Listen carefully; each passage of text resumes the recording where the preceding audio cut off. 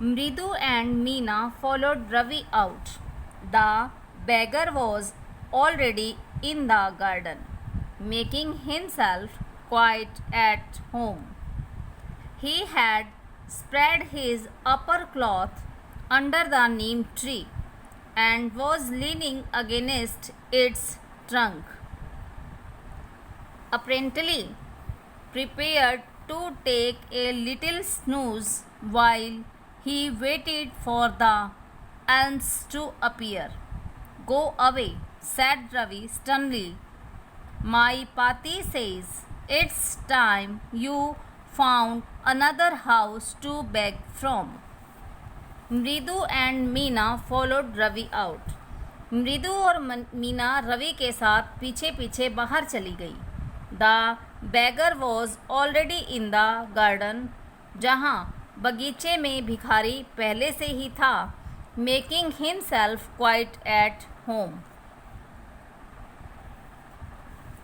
Making himself quite at home, जो घर की तरह आराम से बैठा हुआ था. He had spread his upper cloth under the neem tree. उसने अपने शरीर के ऊपर का जो कपड़ा था वो नीम के पेड़ के नीचे बिछा लिया. Spread, बिछा लिया. He was leaning against its trunk. और वह leaning सहारे से, and was leaning against its trunk.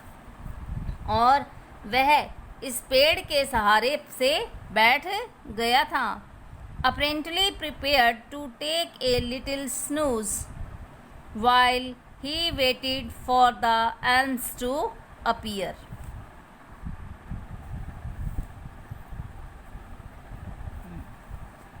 Apparently प्रत्यक्ष रूप से prepared to take a little snooze, झपकी लेना. snooze, झपकी लेना. प्रत्यक्ष रूप से वह एक झपकी लेने की तैयारी में था.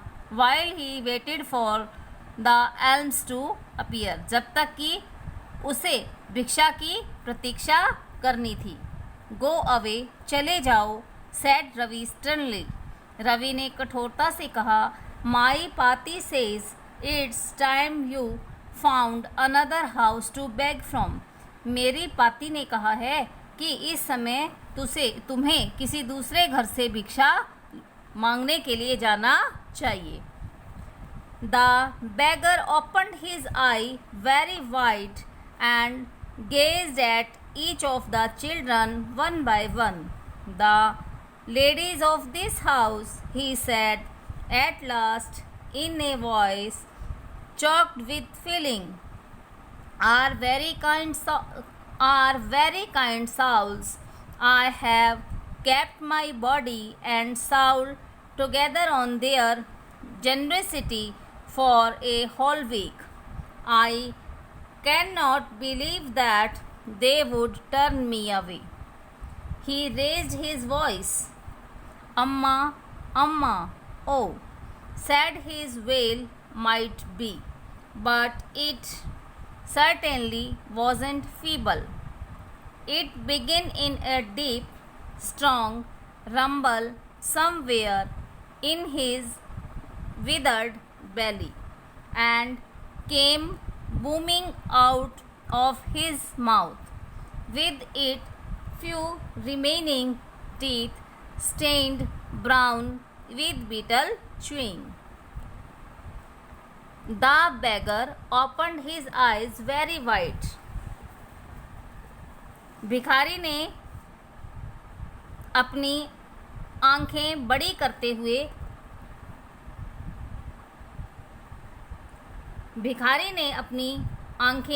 खोली. and gazed at each of the children one by one. और प्रत्येक बच्चे को एक एक करके ध्यान से देखा. The ladies of this house, इस घर की महिलाएं, ही सैड, उसने कहा, एट लास्ट, आखिरकार, in a voice choked with feeling.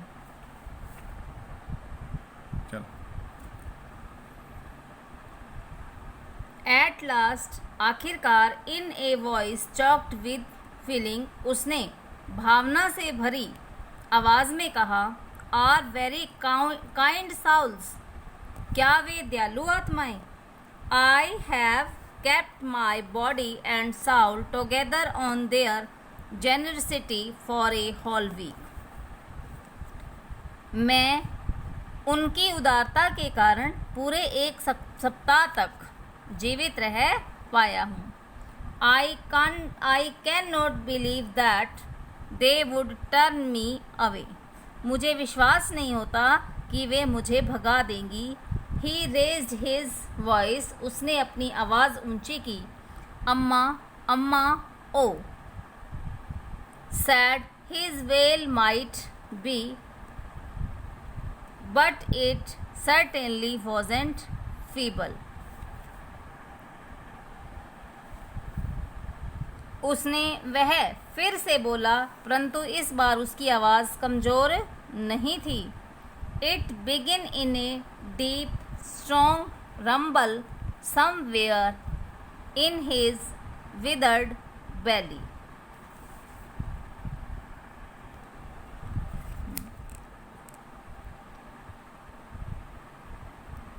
It began in a deep strong rumble somewhere in his withered सिकड़े हुए, कमज़ोर, सिकुड़े हुए.